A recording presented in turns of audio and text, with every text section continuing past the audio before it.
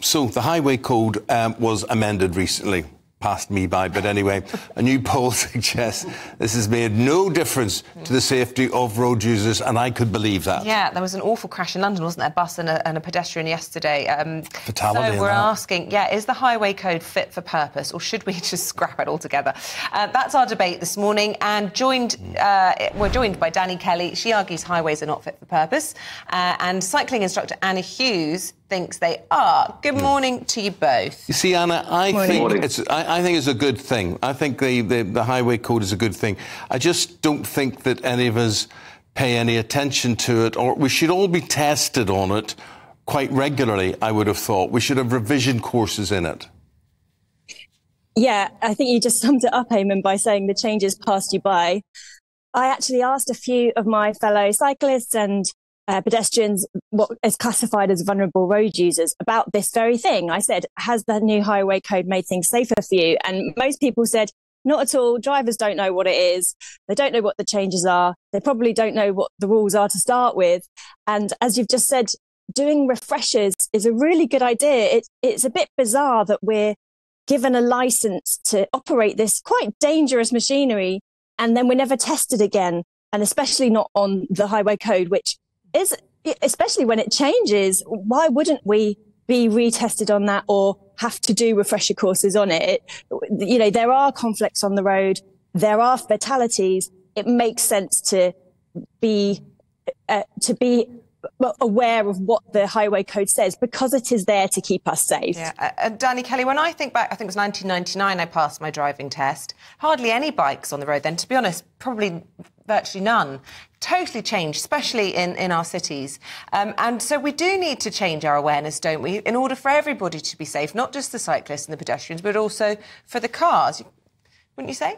Sure, I think it's unhelpful to say all drivers or the intimation that all drivers don't know anything about the highway code. That's demonstrably untrue. What is correct is that when I took my test 25 years ago, I had a knowledge of the highway code and probably promptly forgot everything about it. I understand the more important things like the speed limits and the distance that you need to keep in between the car in front of you and things like that. But what really is the story today is the danger for pedestrians and cyclists.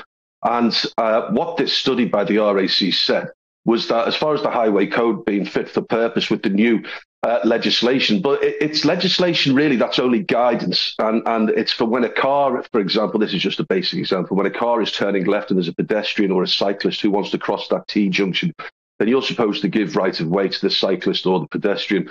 And I have to admit, 2 years ago when this legislation or the guidance was put out there, I haven't done it once. And I don't think I'm alone in doing it once. So that aspect of the new guidance for the highway code is not fit for purpose, because generally speaking, I haven't seen anyone do it.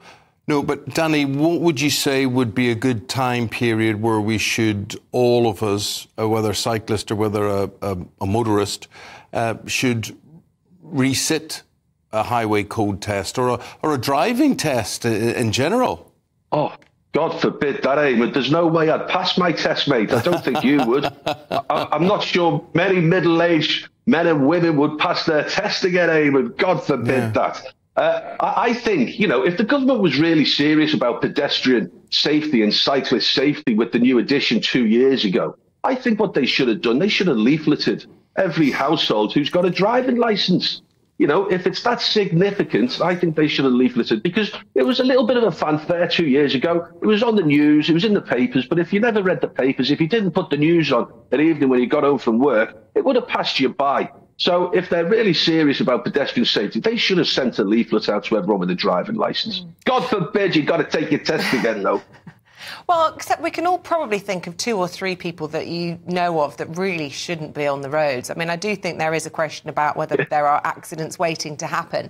But Anna, as an advocate, presumably, of cycling, do you feel like sometimes cyclists and cars are pitted against each other, and actually there should be space for each? Well, they should share the road. Share the road. And because, you know, my husband cycles to work every day. I've lost count of the number of times that he's had to whack on the windscreen of a car that's nearly run him over, or a car's wound down a window and shouted at him. There's so much hatred. And bear in mind, he drives a car as well, so it's not like he's anti-motorist. But, you know, do we need to get on a bit better for safety's sake? Yeah, and I think that this change in the highway code was the idea was to go towards that. So to change the culture and prioritise vulnerable road users. So that would definitely improve safety. But if we look to other countries, we look to the Netherlands all the time for, they're a great example of how to look after vulnerable road users. The difference there is that the culture is it's so centered around cyclists. Everybody rides a bike there. So all the drivers also ride a bike. And that would really help, or it does really help in the Netherlands. And it would really help here to understand each other, because you're right, there is a war on the roads, and it's not helped by, even this conversation, it's kind of like, we're sort of pitting each other against each other. And there needs to be much more of common understanding. Now, what I would love to see, and what I did a little bit when I was working as a cycling instructor, is take drivers out on bikes. And if that was part of the driving test, for example, to spend a small amount of time as a vulnerable road user, as a pedestrian, as a cyclist, as part of that test, that would really open would you be up the for eyes that, of all of Danny? us. See, I'm smiling because I have a feeling no. Well, look, I don't think.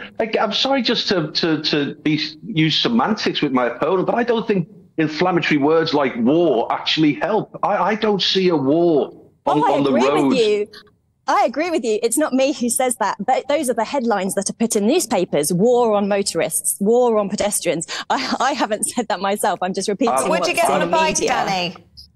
I would get on a tandem with my opponent and cycle around either city centre Birmingham or when I come down to GB News on a Sunday, and we can film it and we can just see how lethal it is. There we go. I don't mind doing it. I could lose a few pounds as well. That's one of the great benefits of cycling. One of the great benefits. Guys, thank you both very, very much indeed. I think it'll get a lot of people thinking about what they know or what they don't know about the highway code. So Danny Kelly and Anna Hughes, thank you.